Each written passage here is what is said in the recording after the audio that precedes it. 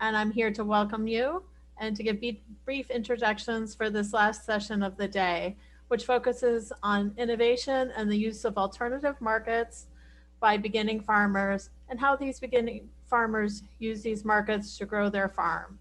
Leading off, we're going to have a presentation by Becca Jablonski and Thilmany, both professors at Colorado State University. They're going to discuss beginning farmers' participation in direct sales markets and how participation affects profitability and longevity. We will then hear from Ariana Torres, who's a professor at Purdue University. She's going to explore the involvement of beginning farmers in specialty crop markets. And finally, Raqueeb, the founder and director of the Black Urban Gardeners and Farmers of Pittsburgh Cooperative, is going to talk about the success of her group in enabling Black farmers to succeed in urban areas. And with that, I'm going to hand it forward to our speakers so they have more time with their presentations. Great. Thank you so much, Ginger. And thanks to Morgan for all of her organizing, and to the USDA Economic Research Service and Farm Foundation for putting on this great event today. I've really enjoyed it, and I'm guessing you all have if you've made it through to the final session of the day. So if you want to go to the next slide, please. So you heard today we're going to be talking about the profitability impacts of sales through local food markets for beginning farmers and ranchers. This is funded through some funding through the National Institute of Food and Agriculture, as well as the Economic Research Service. And the collaborators are Thilmany, who you'll hear from in a few minutes here, as well as colleagues at Colorado State University, Ali Bauman and Martha Sullins, and our colleague who is at University of Minnesota, Jolene Hadrich. Next slide, please. So I really like this slide. It's from the 2012 Census of Agriculture, and I haven't actually seen these tabulations run yet for the 2017 census, so pardon the old data. But what we see is that beginning farmers and ranchers, because generally they can't compete based on economies of scale and they have higher costs of production, they're looking for opportunities for differentiation. And so we see that about a quarter of them used organic certification as that differentiation strategy. And then about another quarter, although there could be some overlap, used direct-to-consumer sales, so local food marketing strategies as an avenue through differentiation. Next slide, please.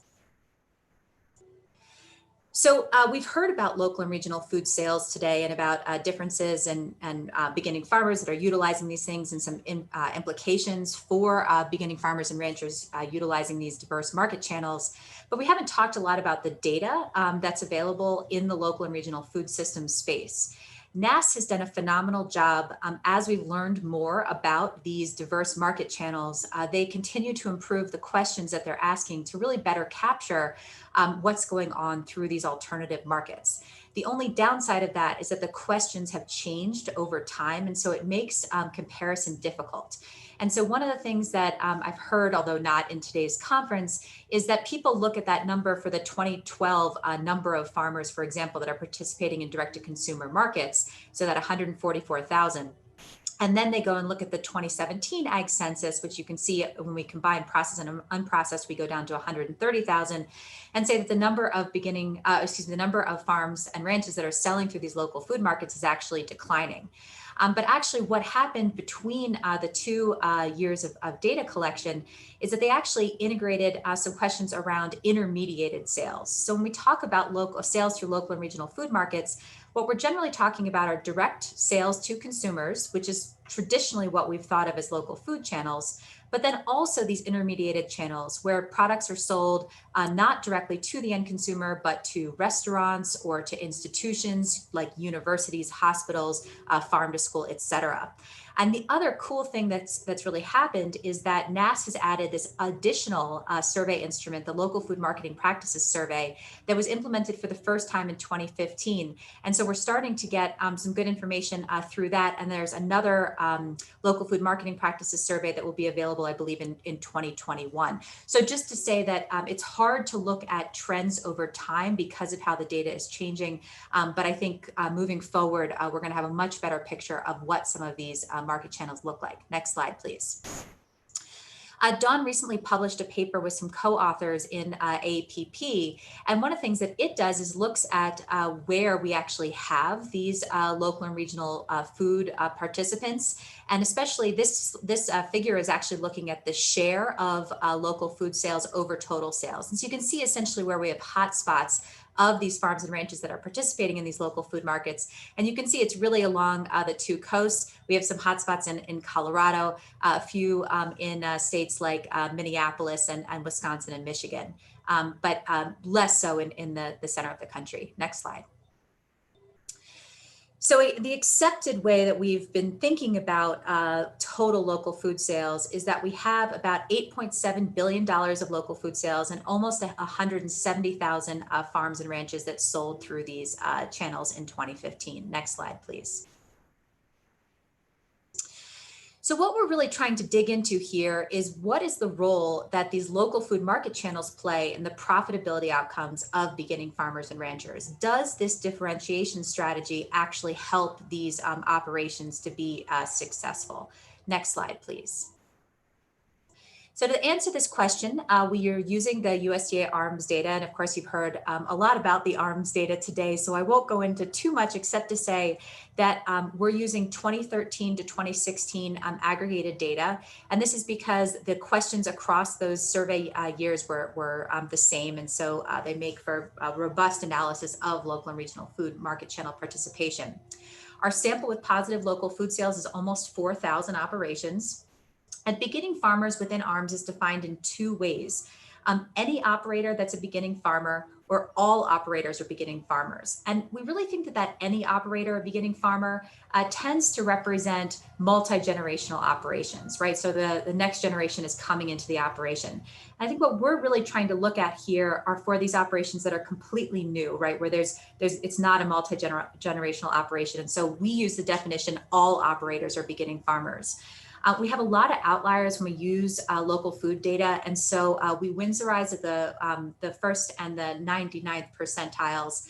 Also, for those of you who are familiar with using ARMS, you're often using a jackknife weighting scheme.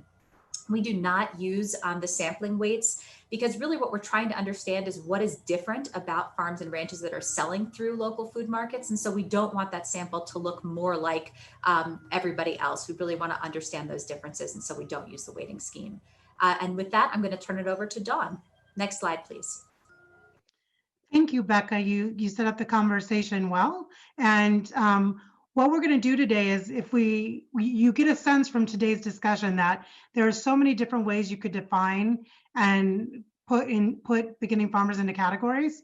And so we're going to do that in a couple different ways today, but know for all the highlights we share with you today, there's about 10 other tables behind it. So there'll be lots of papers rolling out from our team, but we're trying to hit the highlights today. So let's start with a couple of the summary statistics that we found were interesting for this group, and they're very complementary to some stories we've already heard today. First of all, we see that these farmers are operating on fewer acres, with the exception of what's been called today that middle income class for these farmers, and that they're producing higher gross income per acre, which we'll show even in more detail here in a little bit. And it's more likely that they lease than own acres. Again, we heard about that in the land access, and we'll talk a little bit about what implications that might mean for farms.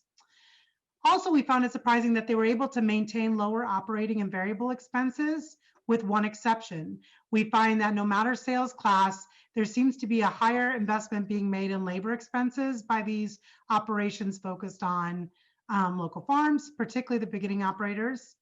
And so we really think this comes down to a discussion that's been kind of evolving through the day, is that beginning farmers are particularly and acutely aware of the trade-off between whether they're investing in capital or labor and management during those early years when they're trying to scale up and figure out their market niche. Next slide. So one way that we decided to slice and dice the population that we wanted to look at is by their market orientation. As Becca just laid out, we have that more commonly thought of direct-to-consumer market, which is farmers markets, CSAs, roadside stands, where there's directly a one-on-one transaction with a customer. Great way to build rapport, offer customer service, but often very hard to scale up. So we also look at those farmers who focus on intermediated sales, where most of their sales still go through those more wholesale channels that the food supply chain is set up for, but that in some way they're keeping a farm name or some kind of local validation with that product. And then finally at the right, we have the people who are doing a little bit of both. And so they're mixing up their portfolio. In addition to splitting up the population that way, we also split up by what sales class they were in. Again, something we've seen in a couple of the papers today, moving left to right up by size. And we use the size categories that we think are used in the most recent economic research service report on diverse farms that was mentioned earlier. And finally, by color of the bars, we have those in local market channels that are beginning farmers versus the green bars, which are non-beginning farmers. So you can see some fairly stark comparison, and perhaps what we want to show in this slide is that since we're focused on gross cash farm income per acre, so this isn't a net income, this doesn't have expenses out, but this talks about the intensity of production, both by price and by yield, that we see that those people who are beginning farmers, particularly in the direct consumer markets, are using the land they have access to far more intensely. Probably succession cropping, maybe high value crops, perhaps even season extension. And so particularly in the direct to consumer and those who are mixing direct markets with intermediated markets, we see a fairly stark contrast there. The one exception is those farmers who've moved to the highest sales class. And that's where we see that only in intermediate markets are beginning farmers who are at that scale able to outpace their longer tenured farmers in terms of that, that productivity. Next slide. This is going to be hard for you to track all of, but we're again going to make these available. This looks at a few more dimensions of profitability if you look alongside the rows available. And then we decided to break out the markets slightly differently here. So now instead of aggregating up to all direct markets or all intermediate markets, we divided them into some subgroups. And particularly we want you to pay attention, go ahead to the next slide, at those who are focusing at distributor and institution relationships. Here we actually really see, even at the net farm income stage, which is where the expenses are netted out, that beginning farmers who happen to find a way into those markets and are successful have found a way to be more profitable than their non-beginning counterparts. But still, you will see, perusing these numbers, we still have a lot of challenges with profitability across all of the farm classes. So again, we're looking at a relative stage, but as we also know, net farm income is a little tricky when it's measured in some of these surveys because of some of the cash flow and tax management strategies that farmers use to try to keep their revenues looking like they're down. But again, looking in a relative scale, we see that there's some really interesting results. And you can see that if you looked at any of the categories. But again, we have so little time today. We look forward to writing this up where we have more time for people to read through these results. Next slide. The other interesting thing we really wanted to focus on, and this is back to the same categorization that we used when we were talking about gross cash farm income per acre, which was how well these farmers were able to create economic value from an acre of land. This is kind of similar in terms of how they're investing in labor for their operations. And what we see again, and what's really atypical, even if we weren't comparing beginning farmers and non-beginning farmers, is that usually we see mechanization take hold if we were looking at any other type of agriculture where we saw farms as they got bigger, they tend to get more mechanical and less labor intensive. In this local food markets category, we continue to see this across all years, and it's actually been something that creditors have noted too. These farms need operating capital. They're investing in people. They're building their own supply chains, their own brokerage systems, their own distribution systems. So where they're investing is perhaps holding off on buying land and leasing instead, and instead putting the money that they have to invest into expenditures on labor. And we see that fairly consistently, maybe not as stark of differences between the beginning farmers and the non-beginning farmers, with the exception of those over in the direct and intermediated market category, where we do see beginning farmers, even at the highest sales classes, investing a higher share on labor. We think this is their way to establish a brand name, a network system and social capital within their local and regional food system channels. But again, that's something worth further investigation. Next slide. So we know this is just the tip of the iceberg and that there's a lot more to look at, but we hope we gave you some compelling evidence that there is interesting things to look at in this subsector of agriculture and beginning farmers. And as we've heard about today, there's some things we want to dig into deeper. We do believe there's going to be substantially different behavior and strategies used by those where it's truly every operator in the operation is a beginning farmer versus those beginning farmers who are entering or integrating into a multi-generational farm. We believe the role of land tenure and how farmers are making their choices about whether and how to invest in their access to land may affect some of their other decisions and their profitability measures. And then finally, we also want to look at the role of some non-traditional sources of capital in allowing people to begin these operations, including access to family financial and human capital resources. That's come up before today, particularly with off-farm income and lifestyle choices. Non-traditional government programs, which a lot of you got to learn about in our breakouts over the midday. And then finally, if some of these alternative marketing strategies like community-supported agriculture and working with food hubs, that might allow them trade credit is also a way that some of these operations are financing in a less typical way than using banks and traditional credit. So with that, I hope you have some questions for us to address, but we appreciate the time. And again, thank you. And we'll turn it over to the next speaker.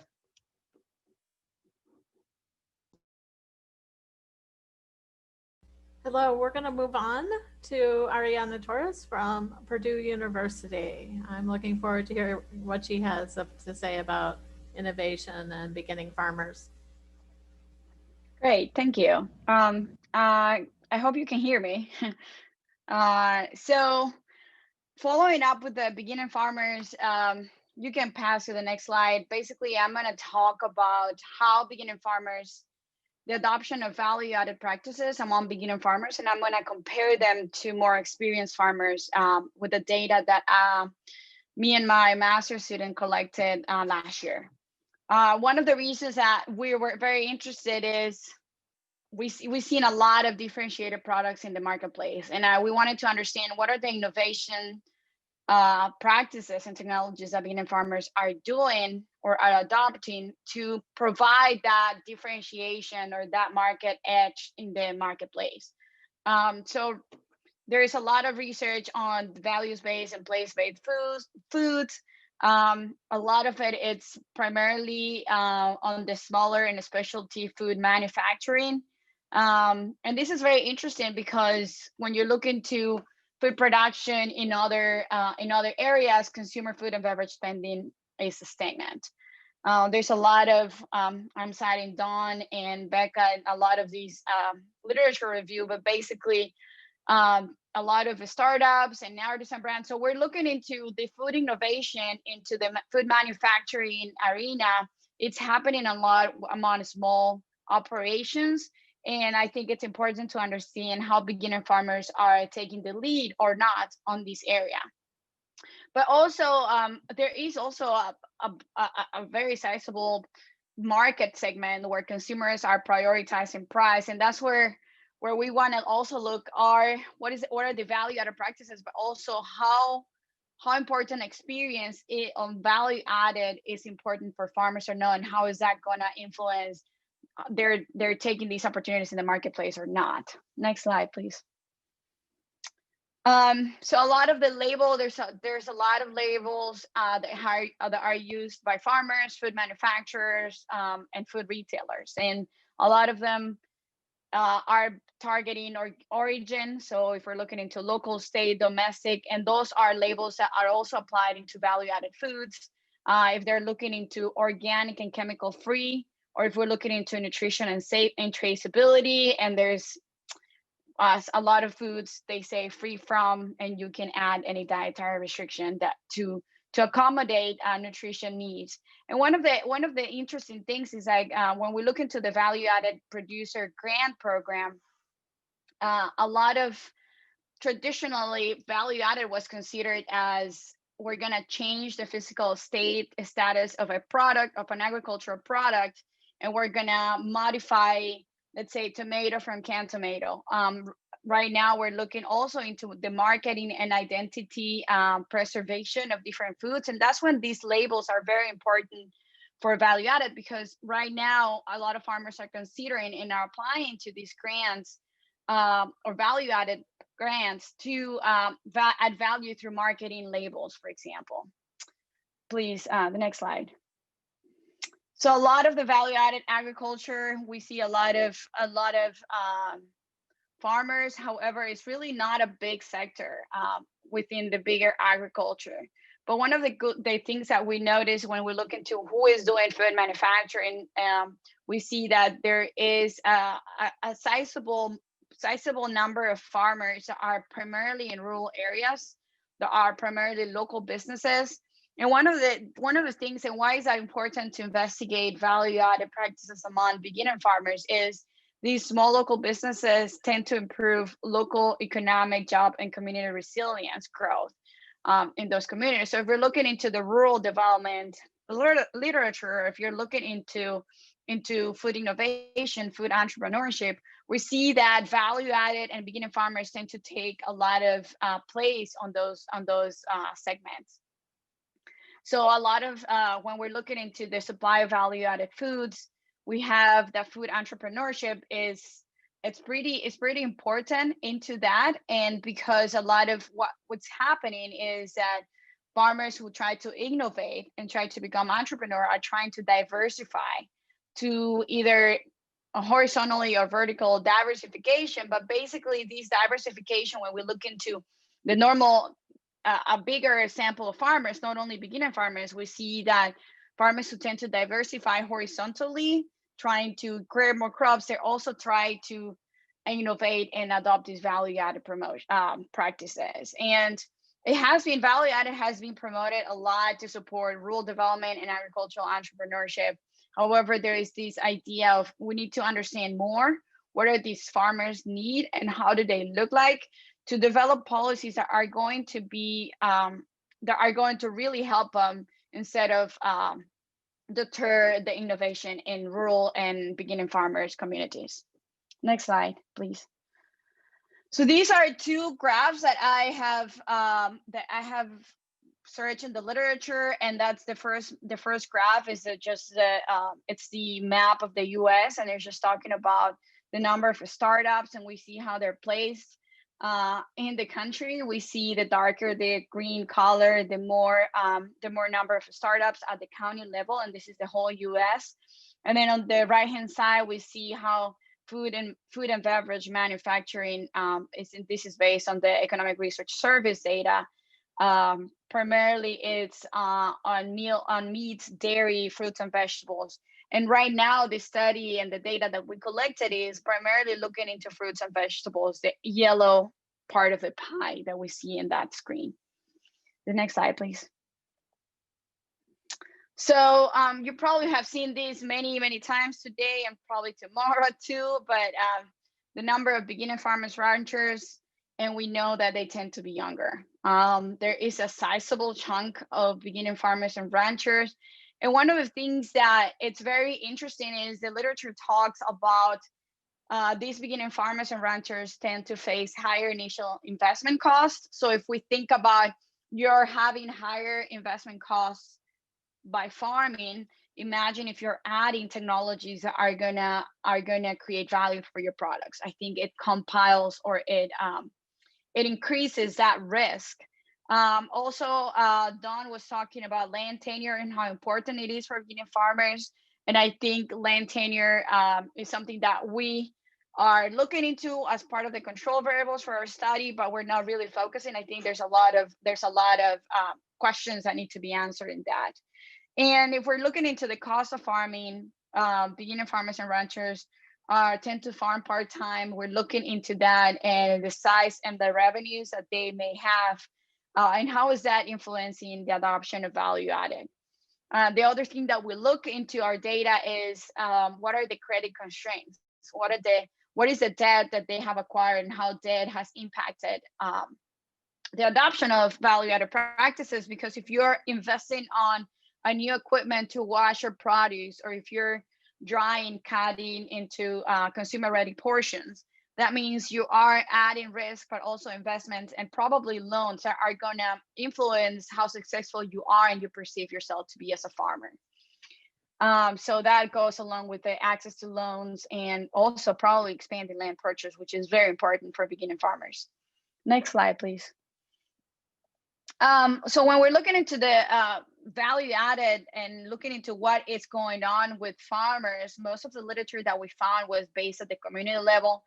It's very promising. The value added producer grant is it's by the USDA. It's a program by the USDA that is providing funding and grants to farmers to invest on value added practices. And I'm going to talk later about what exactly that means. But it helps a lot. It has been shown that it helps the survival rate of the farms from anything from 33% to 74%. And I think that's very interesting. Also, another component of adding value is that these entrepreneurs are going to help with employment and hiring individuals in a community. I think so. One of the things that motivate us is that we need to understand how beginning farmers are motivated or not to diversify, in this case, vertically, by adding value to their agricultural production, meaning fruits, vegetables, and herbs. Next slide, please. So there are different frameworks, and I don't want to talk more about this, but there are different frameworks to explain why farmers and beginning farmers are using this. They may find opportunities, so they're pulled into the market, so there's a local demand, or they're pushed because they need to produce more and they need to add value to their product to use their resources and their machinery that they have acquired. I talked about diversification, and those can be vertical, adding value, but horizontally, we also found that there's a lot of correlation between farmers who decide to vertically diversify, tend to also look for into more markets, kind of like talking with the previous presentation. And this is the USDA value-added producer grant. It has, just in 2020, provided $37 million to farmers.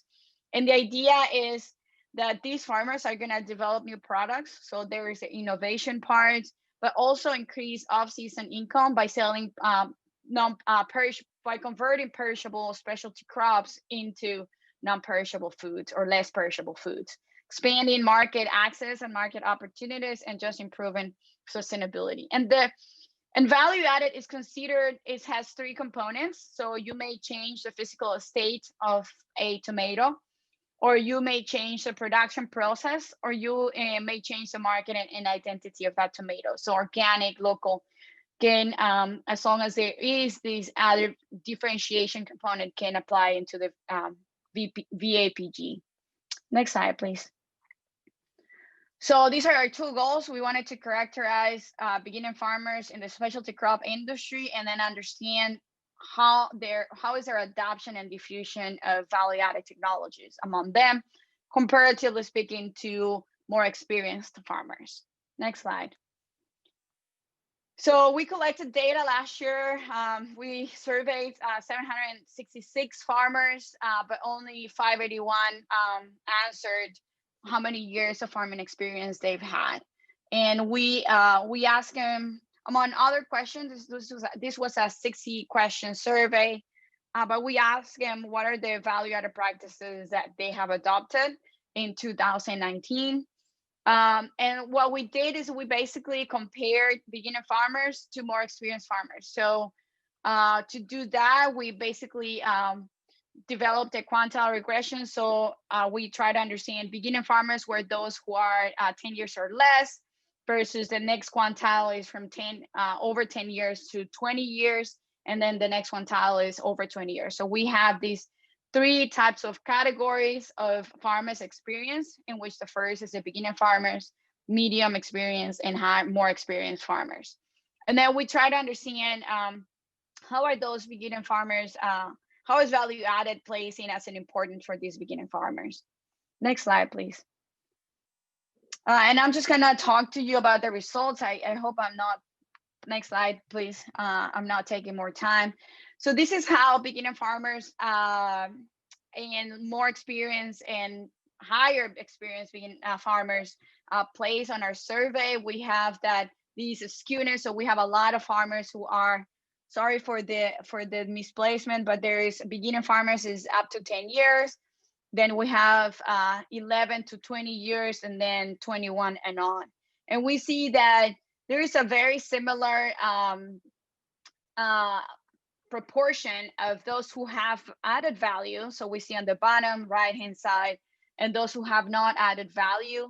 But we see that beginning farmers are not placing, so are not the first, are not the majority who have added value, but we see that are more than those who are have 10, more than 10, between 10 and 20 years of experience. And I think that's pretty important, because that tells us that the behavior that these farmers are taking when they start farming, they're trying to understand how the market demand may produce, going back to the framework, they may be pulled to produce differentiated products. Next slide, please. So this is a NOVA that we did, but basically descriptive stats, and I'm not going to bore you with that table, but basically I compared the means between beginning farmers, medium experience, and more experienced farmers.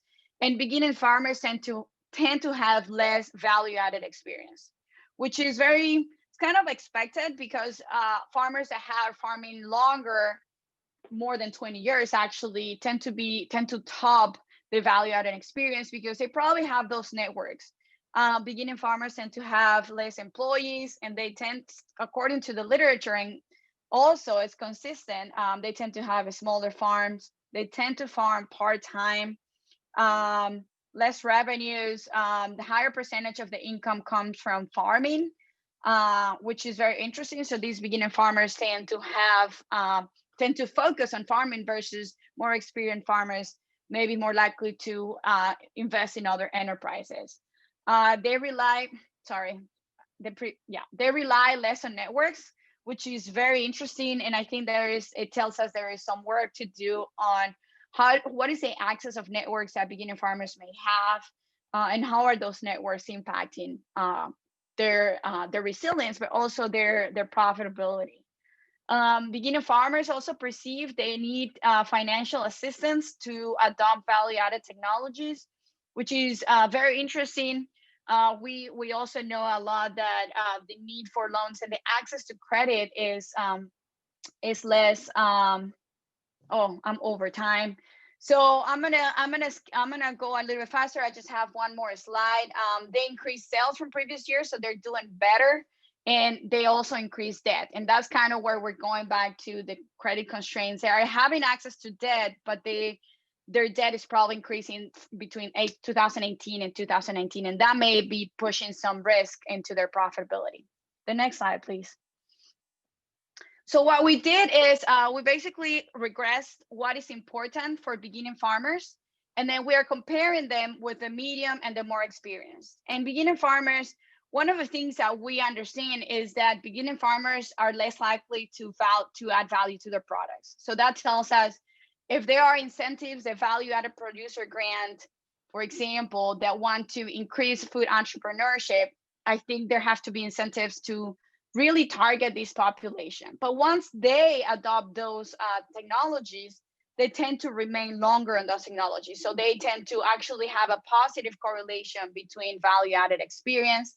Beginning farmers were positively correlated with being female, being farming from several generations, and using information from extension services, which is very interesting coming from the university part. It seems to me that we have to provide these opportunities to share information with beginning farmers. For example, events like this, and providing extension programs for them. Beginning farmers are also negatively correlated with adding value to specialty crops, and they're feeling less successful, and they're having they're facing constraints to find reliable markets, which I think it tells us a lot about what are they dealing with. So I just have one more slide. If you can go on. I think I don't want to take more of your time, but basically these tell us that there's a lot of work to do in terms of beginning farmer and understanding how value added wasn't something that they are primarily doing. but once they're doing it, they tend to stick with it longer, and they tend to adopt it faster than other farmers. So I think there is a lot of things that we need to investigate further in terms to understand how are those value added being performing for these farmers, and how do they compare to other more experienced farmers. Last slide.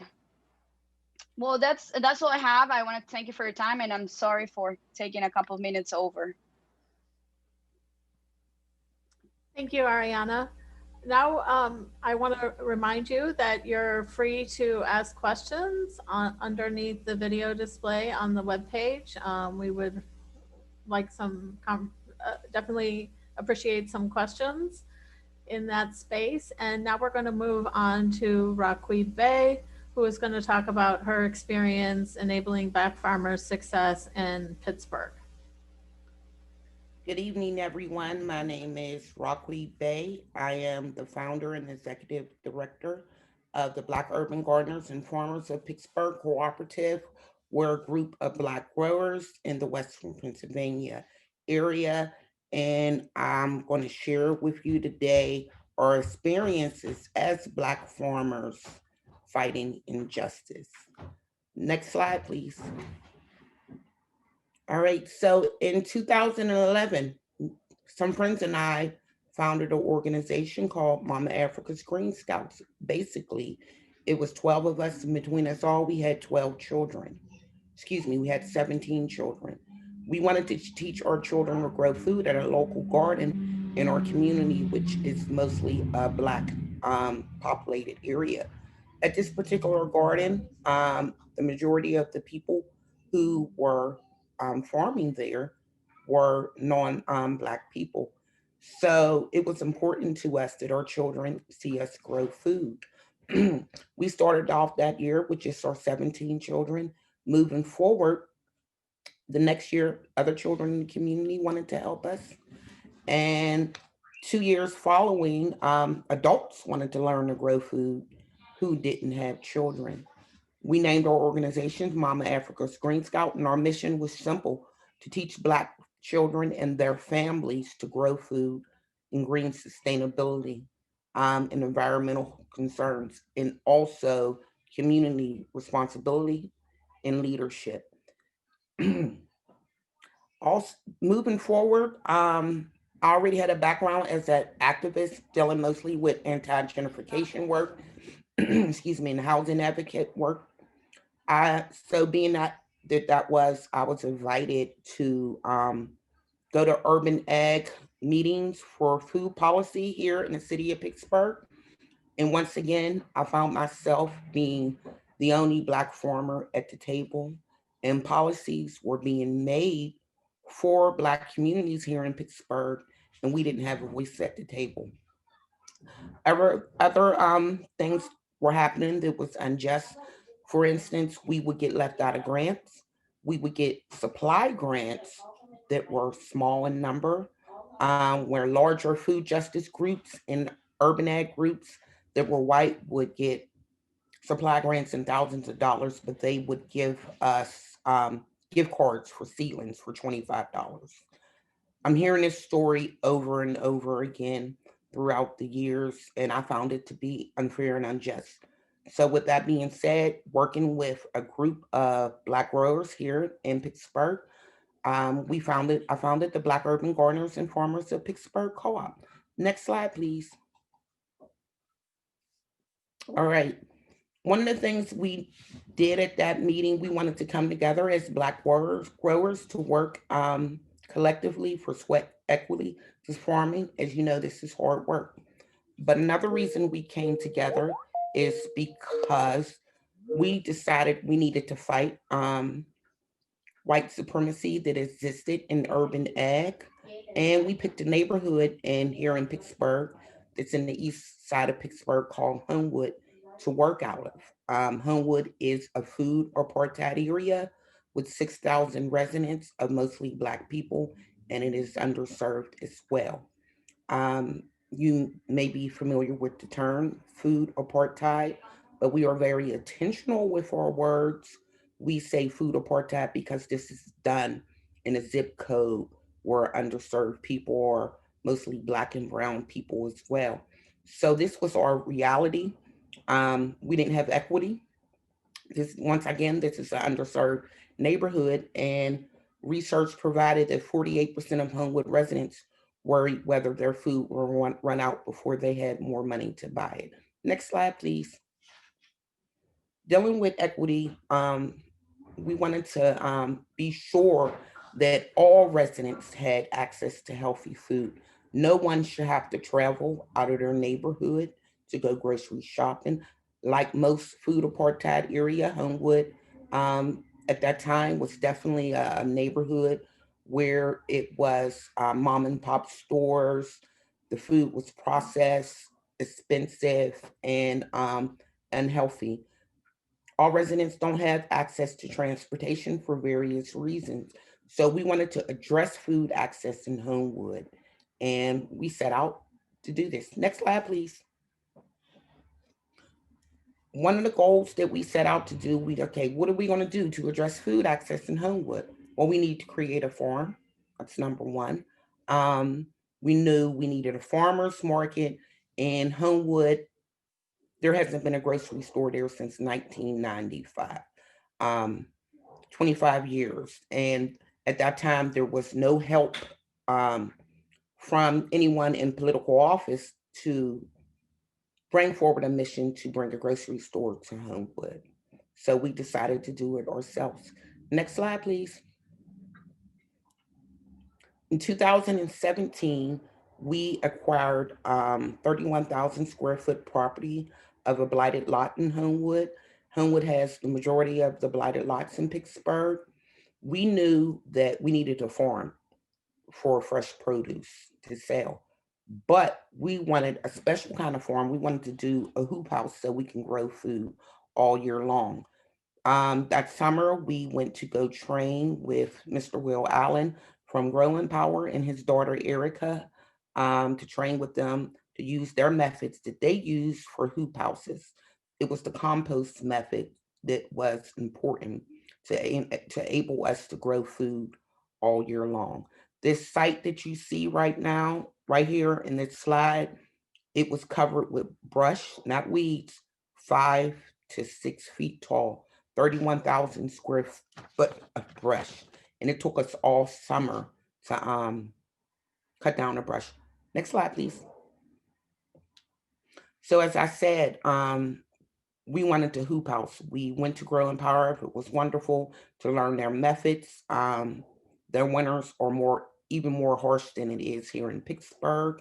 It can get 30 below zero there. Not that quite cold here in Pittsburgh. However, Mr. Allen showed us how to grow food all year long with hardy vegetables using this compost method. Next slide. So that's what we did the following year. We created our hoop house in the hood. And that's that. That's a picture of our educational event. We are a teaching farm, but we did a 2-day educational event because we didn't just want to build a hoop house. We wanted others to learn how to build this hoop house to help us as well, so it can be replicated in other areas too. Next slide. We believe that fair and just and equitable agriculture is empowerment to us all, it's liberation for us all to end white supremacy. 5 years later, we have a voice at the table. We are making decisions for urban ag and food justice here in the city of Pittsburgh. We initiated the Homewood Food Access Working Group with other gardens and food justice groups in the city of Pittsburgh. Another neighborhood where I live is called the Historical Hill District. Our grocery store closed March of 2019. So what we did is initiate the Hill District Food Access Working Group. And we all work together in concert to make sure that food access is a reality for all of us. Next slide. Another issue that we have to address is land access. Land When doing this work in the beginning, we would see that in schools in our neighborhood, particularly in Homewood in the Hill District, our children were being taught by white garden educators. They didn't see our faces. So it was paramount to us that our children do see our faces. It's important to see Black faces on Black land.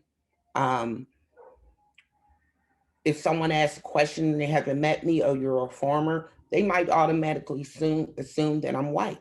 That's not true. So that was one part of our mission coming together as Bugs Pittsburgh to make sure that our children and our elders see our land, us working on our land ourselves. It's very important for us, for Black and brown people, to have our own spaces. So one of the things that I implemented during Mama Africa's Green Scouts is Black Power Days, Black Power Land Days, where we have volunteers of many races, but it was important that our children and their families only seen us farming at times for our autonomy. Next slide. We created a farmers market in 2016. That's our former farm manager. It went okay. We had it bi-weekly. We found out later on through surveys that a lot of the residents didn't know about our farmers market. So what we decided to do that following year is work with other organizations that are gardens in Homewood and food justice and agricultural organizations in Pittsburgh as well to make the farmers market stronger. Next slide. And these are all partners there. This is our 4th year of having our farmers market. It ended on a weekly basis on October 31st, but we'll still be having it indoors monthly until the spring again. Next slide. That's a picture of one of our members and volunteering, harvesting inside our hoop house for our weekly farmers market. Next slide, please. So because of the face of COVID, like everyone else, we had to reorganize how we did our market. We wanted to make sure that our staff and our partners and people shopping at the farmers market was safe. Next slide, please. Normally you can just come, shop, pick up food, but we wanted to make sure that the fresh produce, because it's harvest that day, was in bags, so everyone couldn't be picking over it. As a neighborhood that was already facing food apartheid challenges and food insecurity in people's households, the face of COVID just ramped that up. So we wanted to make sure that we can get affordable, and sometimes we gave it away, produce at our market to residents. Next slide, please. That's just another picture of staff at our farmers market. One of the things we had an opportunity to do with our partners is distribute fresh farmers to family produce boxes through the USDA and our partners at the American Heart Association. And we did that on a weekly basis, and it really helped with food insecure households because of COVID. But let me stress, we were already dealing with food insecurity in households, and having the challenge of COVID where people were unemployed and not able to work just made that harder. But our partners and ourselves, we made sure that Homewood residents and Hill District residents got fresh produce. We also delivered produce to elders in Homewood and the Hill District who were not able to come out to the farmers market or to receive a produce box. Next slide, please. That's a picture of my lovely daughter working on our farm stand. We want to make sure that everyone is safe. We're required to wear masks, and we ask that our customers wear masks as well. Next slide. That's our beekeeper, Maurice. We were able to sell honey at our farmers market, organic honey at a low price. Thank you. and we harvest on October 1st over 100 pounds of honey. Next slide, please. So that's us. That's our team right there. And we are mostly Black people, but we do have white volunteers. This work is very important to us. It's still challenging. We still, as Black growers, see obstacles, but we have solutions for that. Yes, we have a voice at the table. Yes, we make policy for the city of Pittsburgh. We are working on land access issues, but having a voice at the table isn't just good enough for us anymore because we still see injustice. We need our own table. So that's our motto right there. We have a green print to take food justice into our own hands for our community. We're fortunate enough that through all this hard work and working with our partners, that we'll be able to open up a retail cooperative grocery store in Homewood in 2021. And we're also working with the Hill District with a green print for them in other food apartheid neighborhoods in Pittsburgh to follow. Next slide. We're known for our greens. Here's our social media information, my email, and our website. Thank you. Thank you very much. I learned a lot today from our session. We do have some questions that came in. Let me see. Raqueeb, one of the questions was about the structure of your organization. Are you a nonprofit? And do you use a food exchange? And this person says Hawaii is really connecting to your work.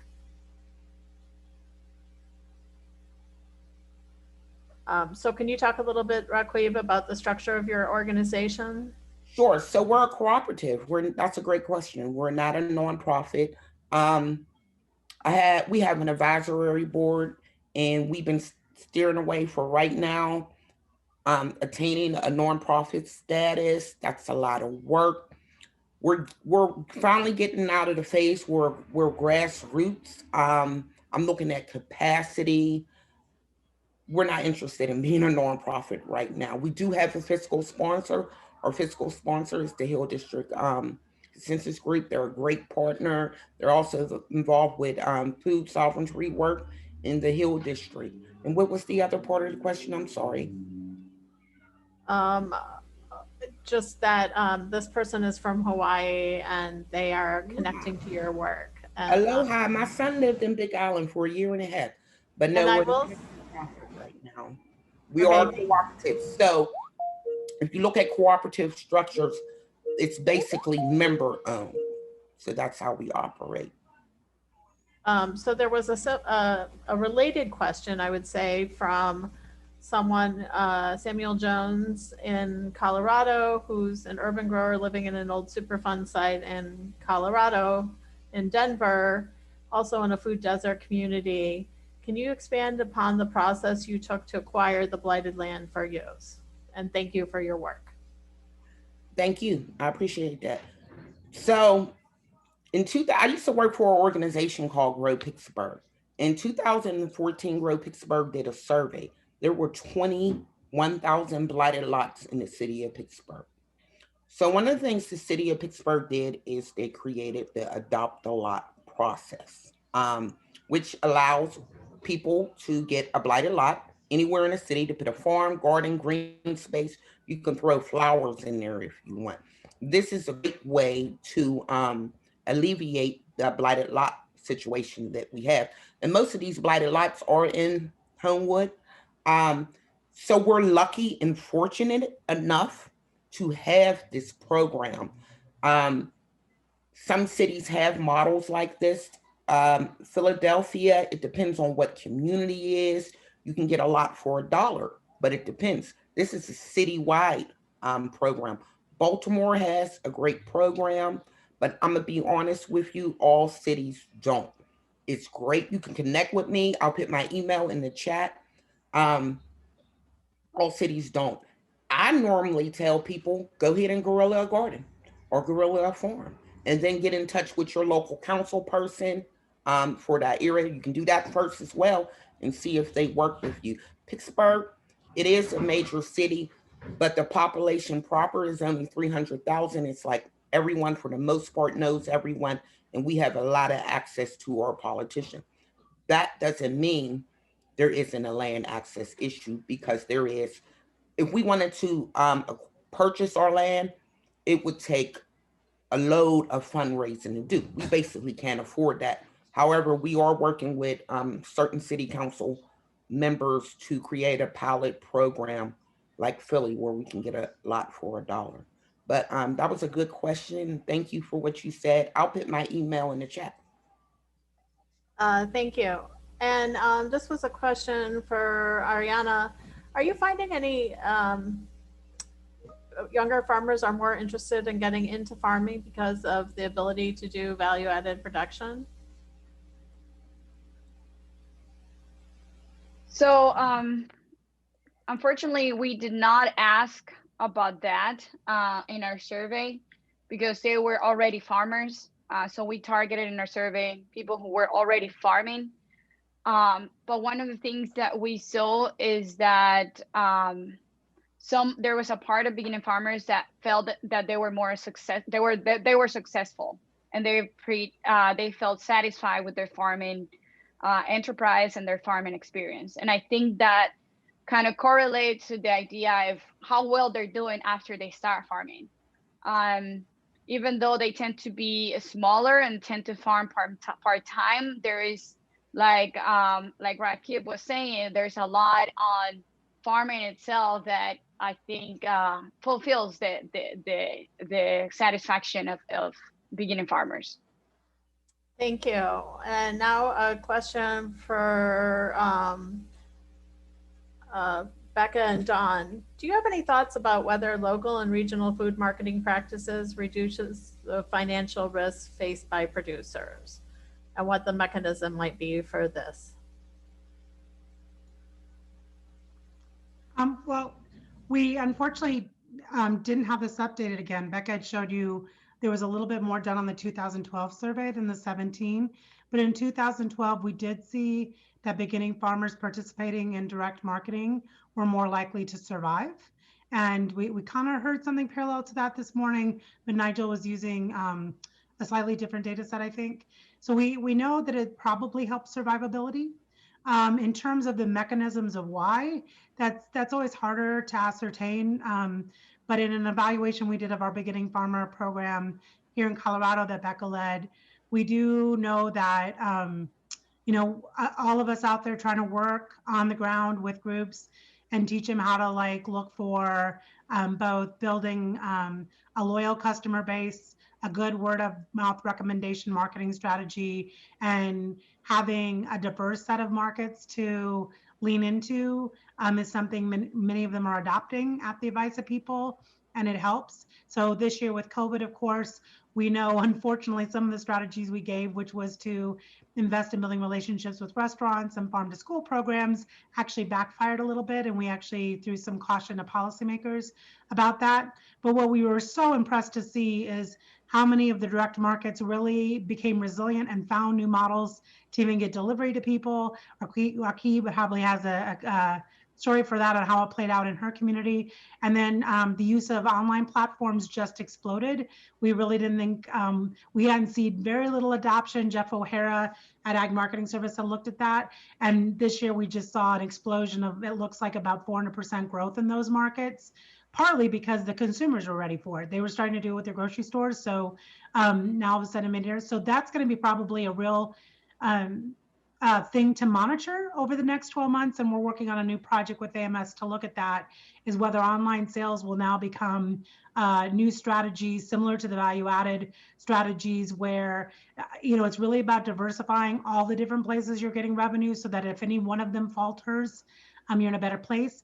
Unfortunately, those with who are playing more into the commodity markets and more traditional supply chains, as we saw with a couple of certain instances when prices either drop, or with livestock markets when some of the processors could not actually handle it.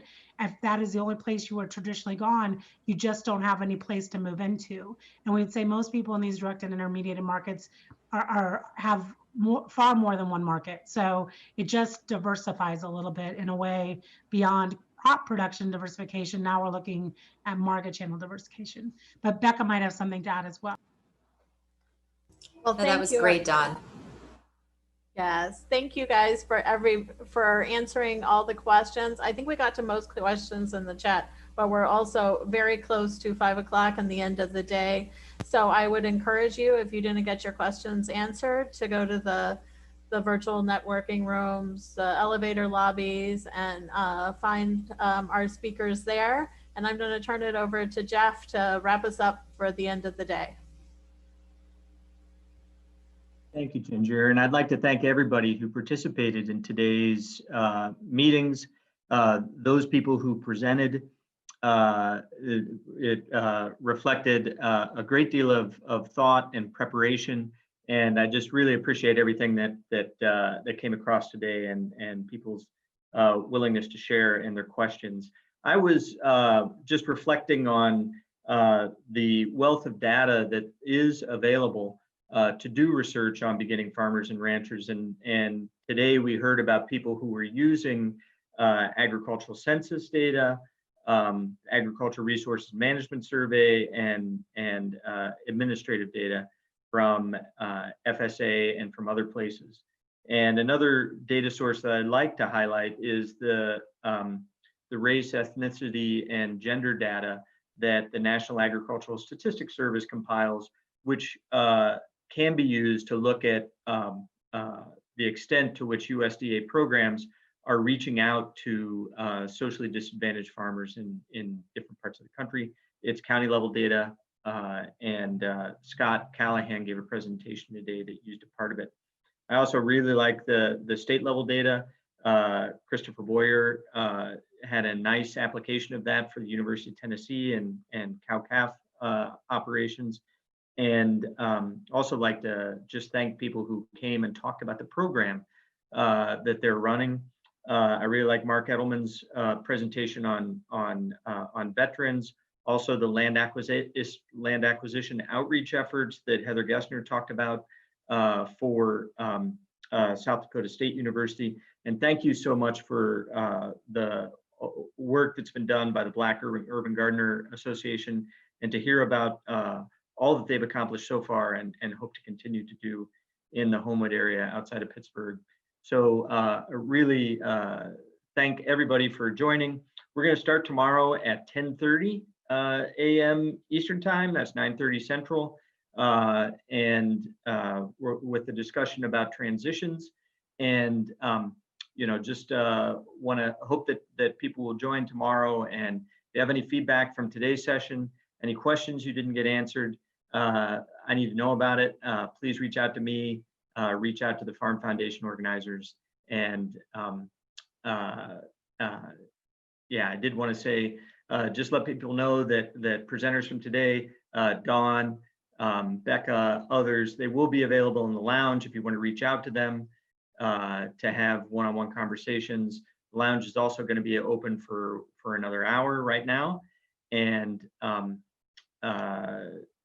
I did get a request to re-mention the data set that I talked about. It's called RegStat, and it's race, ethnicity, and gender statistics on USDA program data. So contact me if you want a direct link to that, and I'm happy to do that. All right. Well, with